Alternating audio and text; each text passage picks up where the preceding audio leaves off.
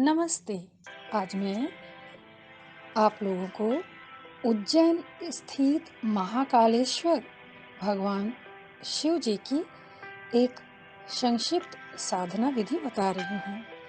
वैसे हम सब जानते हैं कि भगवान महाकालेश्वर की पूजा बहुत विस्तृत एवं विस्तारित रूप से की जाती है।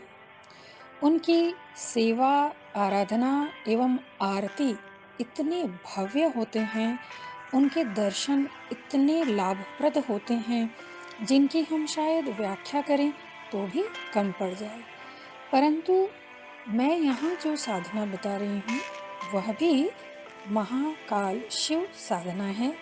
यह खासकर उन लोगों के लिए जिनके पास ज़्यादा समय नहीं होता है, जबकि मन में बड़ी इच्छा होती है कि वे महाकालेश्वर भगवान शिव की साधना करें।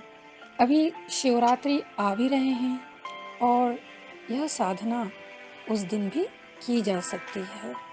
हम लोग यह भी जानते हैं कि भगवान शिव इतने दयालु होते हैं कि उनके शिवलिंग पर केवल एक लोटा जल देने से ही वे कितने प्रसन्न हो जाते हैं।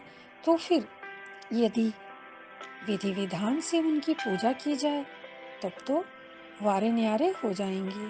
उनका आशीर्वाद कल्पतरु की तरह उस साधक पर, उस भक्त पर, उस मनुष्य पर अवश्य ही बरस पड़ेगा।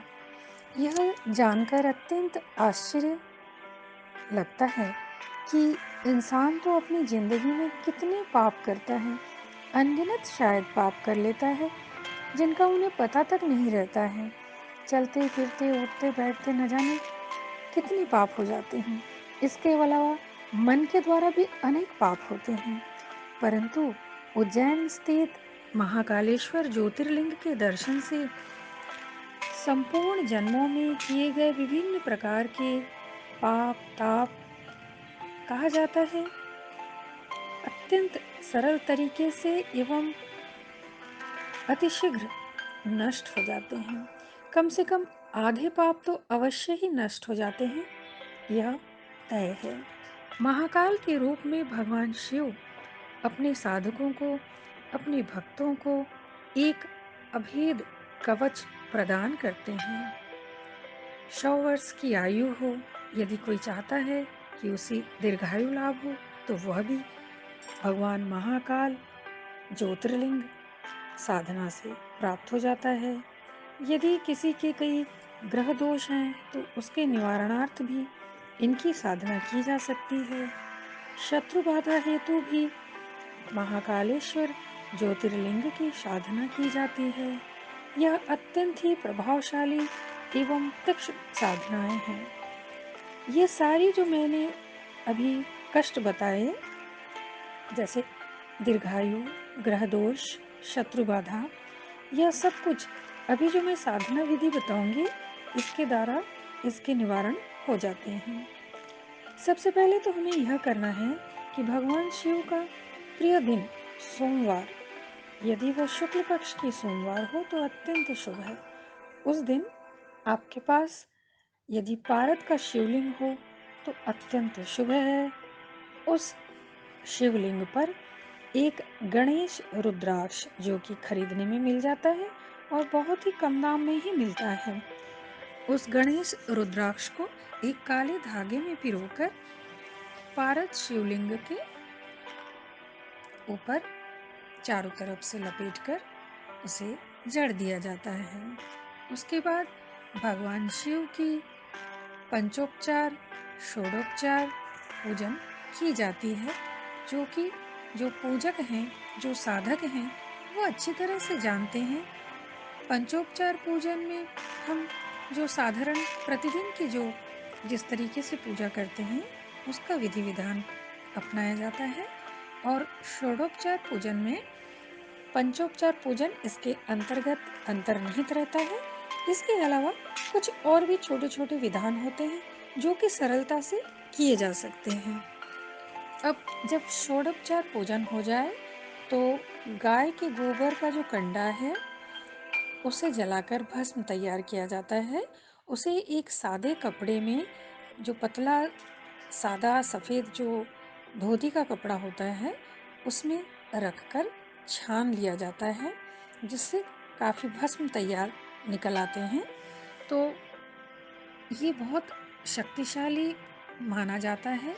भगवान शिव की पूजा में इनका प्रयोग किया जाता है। अब जो हम यहाँ पर स्तोत्र बताएंगे, उसे ऊंची आवाज में पढ़ना पड़ेगा, अर्थात जोर जोर से उसका पठन किया जाता है। मैं यह जो स्तोत्र है वह बता रही हूँ।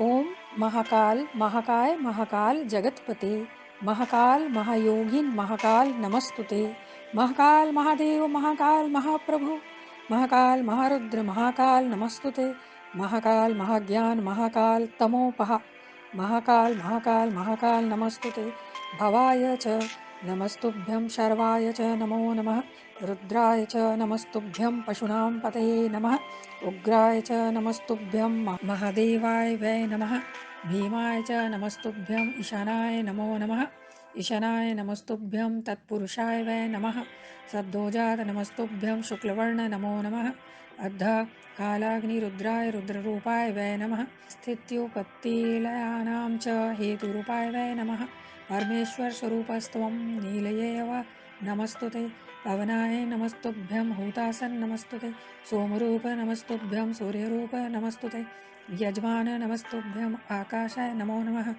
सर्वरूप नमस्तुभ्यं, विश्वरूप नमस्तुते, ब्रह्मरूप नमस्तुभ्यं, विश्वरूप नमस्तुते, रुद्ररूप नमस्तुभ्यं, महाकाल नमस्तुते, स्थावराय नमस्तुभ्यं, जंगमाय नमो नमः, नमस्तावर जंगमाभ्यं, शाश्वताय नमो नमः, हुं हुंकार नमस्तुभ्यं, निष्कलाय नमो नमः, अन्नादन्त महाकाल निर्गुणाय नमो नमः, प्रसीद मे नमो नित्यं, मेघवर्ण नमस्तुते, प्रसीद मे महेशान दिग्वासाय नमो नमः, ओम ह्रीं माया स्वरूपाय सच्चिदानंद तेजसे स्वाहा संपूर्ण मंत्राय सोहम हंसाय ते नमः। इत्येवं देवदेवस्य महाकालस्य भैरवी कीर्तितं पूजनं सम्यक् साधकानां सुखवहं। श्री महाकाल भैरव स्तोत्र संपूर्णम। यह पाठ संपूर्ण हो जाने के पश्चात ब्रह्म मुहूर्त में उठकर, अब जो मैं एक मंत्र बता रही हूँ, इसे 11 माला प्रतिदिन जप करना है। मंत्र कोई खास बड़ा नहीं है। अगर उसे कागज में लिखकर सामने रखकर पहले पहले अवश्य ही देखकर पढ़े, फिर वो अपने आप याद हो जाता है। मंत्र इस प्रकार है। ओम ऐं क्लीं नमो भगवते महाकालाय सिद्धि प्रदाय ह्रीं ब्लूं ओम फट। इस तरीके से 11 माला कर लिया जाता है। यह अत्यंत सरल साधना है, परंतु प्रचंड प्रभावशाली साधना है, अत्यंत तीव्र साधना है। इस साधना के दौरान आपको बहुत सारी चीज़ों का एक आश्चर्यजनक अनुभूति आपको प्राप्त होगी, लेकिन उससे घबराना नहीं चाहिए, क्योंकि महाकाल महाकालेश्वर ज्योतिर्लिंग भगवान भोलेनाथ बाबा शिव की जब हम पूजा करते हैं, तो उनके जो गण हैं आसपास जो रहते हैं, वो हमें दर्शन देते हैं। विभिन्न प्रकार से हमें कई अद्भुत चीज़ों के सम्मुख आकर खड़े भी हो जाना पड़ता है। हम देख भी पाते हैं, अनुभव भी कर पाते हैं, स्पर्श भी हो जाता है, तो उससे घबराने की कोई ज़रूरत नहीं है। यह तो एक सिद्धि साधना है। एक से एक विलक्षण और भयानक दृश्य सामने अवश्य ही दिखाई देते हैं, लेकिन अगर नहीं घबराया जाए तो इस साधना में सफलता अवश्य ही मिल जाती है। मैं अपने अनुभव के आधार पर आपको यह सब साधना बता रही हूँ। अब साधना समाप्त होने के पश्चात इस शिवलिंग पर चढ़ा हुआ जो गणेश रुद्राक्ष है, उसे उतारकर आप अपने गले में हमेशा के लिए पहन लीजिए। आप देखिएगा आपके कार्य में किस तरीके से सफलता मिलती है। चाहे कोई भी समस्या हो, आपकी जीत अवश्य महाकालेश्वर के आशीर्वाद से निश्चित है। आप अवश्य ही विजयी बनेंगे। आशा करती हूँ यह विषय आपको आज अच्छा लगा होगा। तो फिर मिलते हैं किसी नए विषय के साथ। तब तक के लिए धन्यवाद। आपको मेरा यह वीडियो पसंद आया होगा, यह विषय पसंद आया होगा, तो कृपया लाइक करें और अपने परिचितों में शेयर भी कर दीजिए।